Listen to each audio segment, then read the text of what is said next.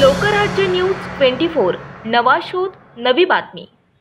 Parvati police स्टेशनच्या हद्दीतील सिंहगड रस्त्यावरील पानमळा वसाहत या ठिकाणी कोयताधारी टोळक्याने नवीन वर्षाच्या पहिल्याच दिवशी भर रस्त्यात धुडगूस घातल्याचं उघडकीस आलं। या टोळक्याने कोयत्याने वार केल्याने एक जण गंभीर जखमी झालाय। नवीन वर्षाच्या पहिल्याच दिवशी पहाटे 2:30 वाजण्याच्या सुमारास ही घटना घडली।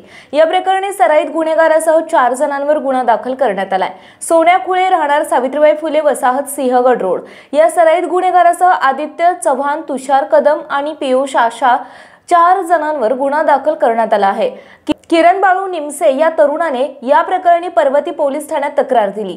या प्रकरणी अधिक माहिती अशी की फिर्यादी आणि त्याचे मित्र सिंहगड रस्त्यावरील पानमळा वसाहत येथील बुद्ध विहारासमोर गप्पा मारत थांबले होते। यावेळी आरोपी त्या ठिकाणी आले आणि त्यांनी फिर्यादी आणि त्यांच्या मित्रांसोबत वाद घालण्यास सुरुवात केली। फिर्यादी यांनी त्याला विरोध केला असता आमच्या भांडणामध्ये येतोय काय, थांब आता तुला खलासच करून टाकतो असं बोलून कोयत्याने फिर्यादीच्या डोक्यावर वार करण्याचा प्रयत्न केला।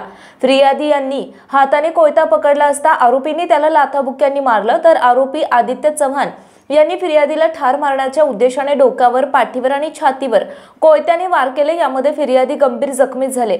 पर्वती पोलीस ठाण्यात या प्रकरणी गुन्हा दाखल करण्यात आला असून अधिक तपास सुरू आहे।